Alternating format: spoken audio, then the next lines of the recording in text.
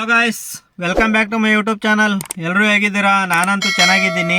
ಇವತ್ತಿನ ವಿಷಯ ಏನು ಅಂದರೆ MLC ಎಲೆಕ್ಷನ್ಗೆ ಅಪ್ಲಿಕೇಶನ್ ಹಾಕಿಸ್ಕೊತಾ ಇದ್ದಾರೆ.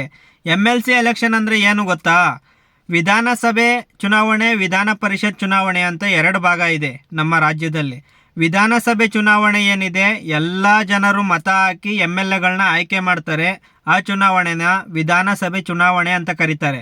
ವಿಧಾನ ಪರಿಷತ್ ಚುನಾವಣೆ ಏನಿದೆ, ಇದನ್ನು ಪದವೀಧರರು ಮತ್ತು ಗ್ರಾಮ ಪಂಚಾಯಿತಿ ಸದಸ್ಯರುಗಳು, MLAಗಳು ಈ ಥರ ಇರ್ತಾರಲ್ಲ ಪ್ರತಿನಿಧಿಗಳು, ಅವರು ಆಯ್ಕೆ ಮಾಡೋ ಅಂಥ ಚುನಾವಣೆನ MLC ಅಂದರೆ ವಿಧಾನ ಪರಿಷತ್ ಚುನಾವಣೆ ಅಂತ ಕರೀತಾರೆ.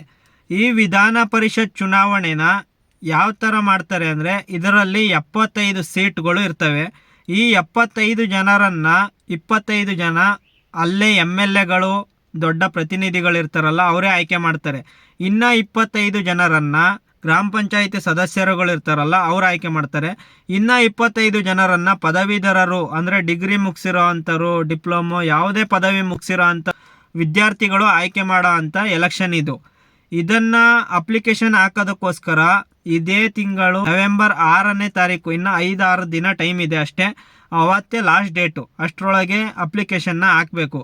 ಪದವೀಧರರು ಯಾರ್ಯಾರು ಇದ್ದೀರಾ ಅದಕ್ಕೆ ಯಾವ ಥರ ಅಪ್ಲಿಕೇಶನ್ ಹಾಕಬೇಕು ಅಂದರೆ, ನೀವು ನಿಮ್ಮ ಪದವಿಯನ್ನು ಮುಗಿಸಿರೋ ಅಂಥ ಕಾನ್ವೊಕೇಶನ್ ಲೆಟರ್ ಇರುತ್ತೆ. ಆ ಲೆಟರ್ ಇದ್ದರೆ ಆ ಲೆಟರ್ನ ತಗೋಬೇಕು. ಆ ಲೆಟರ್ ಏನಿದೆ ಕಾನ್ವೊಕೇಶನ್ ಲೆಟರು 2022 ನವೆಂಬರ್ ಒಳಗಡೆದೇ ಆಗಿರಬೇಕು. 2023, 24, 25 ಈ ಥರ ಎಲ್ಲ ನಡೆಯಲ್ಲ. 2022 ನವೆಂಬರ್ ಒಳಗಡೆ ಮುಗಿಸಿರೋ ಅಂಥ ವಿದ್ಯಾರ್ಥಿಗಳಿಗೆ ಮಾತ್ರ ಈ ಅರ್ಹತೆ ಇರೋದು. ಅಂಥ ವಿದ್ಯಾರ್ಥಿಗಳು ಅರ್ಹತೆ ಹೊಂದಿರೋ ಅಂಥವ್ರು ಆ ಕಾನ್ವೊಕೇಶನ್ ಲೆಟರ್ನ ತಗೋಬೇಕು, ಒಂದು ಜೆರಾಕ್ಸು. ಮತ್ತು 2 ನಿಮ್ಮವು ಫೋಟೋಗಳು. ಯಾವ ಥರ ಫೋಟೋ ಅಂದರೆ, ಹಿಂದೆಗಡೆ ನೀವು ತೆಗ್ಸೋ ಅಂಥ ಬ್ಯಾಕ್ಗ್ರೌಂಡು ವೈಟ್ ಕಲರ್ನಲ್ಲೇ ಇರಬೇಕು. ಬ್ಯಾಕ್ಗ್ರೌಂಡ್ ಏನು ಸ್ಕ್ರೀನ್ ಇರುತ್ತೆ ಅದು, ಇಲ್ಲ ಗೋಡೆ ಯಾವ್ದಾರು ಆಗಿರಲಿ, ನೀವೆಲ್ಲರೂ ತೆಗೆಸ್ರಿ, ಹಿಂದೆಗಡೆ ವೈಟ್ ಕಲರ್ ಬ್ಯಾಕ್ಗ್ರೌಂಡ್ ಇರಬೇಕು. ಮತ್ತು ಸೆಕೆಂಡ್ ಏನು ಅಂದರೆ, ನಿಮ್ಮ ಗುರುತಿನ ಚೀಟಿ ID ಕಾರ್ಡ್, ವೋಟ್ ಹಾಕೋ ID ಕಾರ್ಡ್ ಇರುತ್ತಲ್ಲ ಅದು ತಗೋಬೇಕು. ಮತ್ತು ಆಧಾರ್ ಕಾರ್ಡು ಅದನ್ನು ತಗೋಬೇಕು.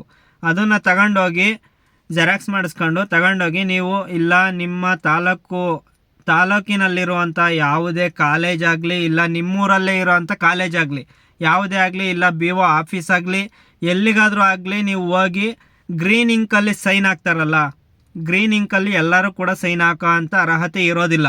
ಹೆಡ್ ಮಾಸ್ಟರ್ಗಳಿಗೆ, ಪ್ರಾಂಶುಪಾಲರಿಗೆ ಇಂತಹವರಿಗೆ ಮಾತ್ರ ಈ ಅರ್ಹತೆ ಇರುತ್ತೆ.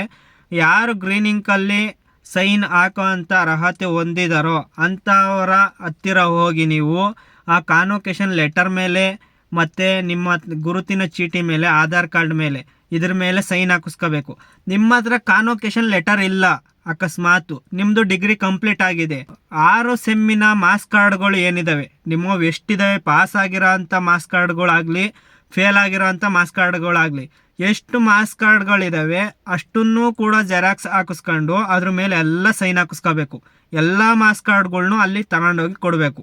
ಎಲ್ಲಿಗೆ ಕೊಡಬೇಕು ಅಂದರೆ, ನೀವು ಅದನ್ನೆಲ್ಲ ಸೈನ್ ಹಾಕಿಸ್ಕೊಂಡು ಎಲ್ಲ ರೆಡಿ ಮಾಡ್ಕೊಂಡು ಸೀದಾ ನೀವು ತಾಲೂಕು ಕಚೇರಿಗೆ ಹೋಗಬೇಕು. ನಿಮ್ಮ ತಾಲೂಕಿನಲ್ಲಿರುವಂಥ ತಾಲೂಕು ಕಚೇರಿಗೆ ಹೋದರೆ ಅಲ್ಲಿ ಒಂದು ಕೊಠಡಿ ಇರುತ್ತೆ, ಚುನಾವಣಾ ಕಚೇರಿ ಅನ್ನೋ ಒಂದು ಕೊಠಡಿ ಇರುತ್ತೆ. ಅಲ್ಲಿಗೆ ಹೋದರೆ ಅಲ್ಲಿ ಒಂದು ಅಪ್ಲಿಕೇಶನ್ನ ಕೊಡ್ತಾರೆ. ಅಪ್ಲಿಕೇಶನ್ನ ಇಸ್ಕೊಂಡು ನೀವು ಅದನ್ನು ಫಿಲ್ ಮಾಡಬೇಕು. ಅಲ್ಲಿರೋ ಅಂಥ ಎಲ್ಲದನ್ನು ಫಿಲ್ ಮಾಡಿ, ಯಾವ ಥರ ಫಿಲ್ ಮಾಡಬೇಕು, ಏನೇನು ಬರೀಬೇಕು ಅಂತ ನಾನು ಬರೆದು ಫಿಲ್ ಮಾಡಿರೋ ಅಂಥ ಒಂದು ಅಪ್ಲಿಕೇಶನ್ನ ನಿಮಗೆ ಇಲ್ಲಿ ವಿಡಿಯೋದಲ್ಲಿ ತೋರಿಸ್ತೀನಿ.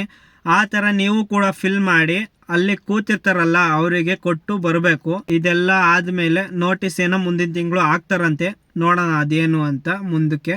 ಅಷ್ಟೇ, MLC ಎಲೆಕ್ಷನ್ನಿಗೆ ಅಪ್ಲಿಕೇಶನ್ ಹಾಕೋದು ಈ ಥರ ಹಾಕಬೇಕು. ಮತ್ತೆ ಮುಂದಿನ ವೀಡಿಯೋದಲ್ಲಿ ಸಿಗೋಣ. ನಮ್ಮ ಚಾನಲ್ನ ಸಬ್ಸ್ಕ್ರೈಬ್ ಮಾಡಿರಿ, ಶೇರ್ ಮಾಡಿರಿ, ಬೆಲ್ ಐಕನ್ ಒತ್ತಿ. ಬಾಯ್.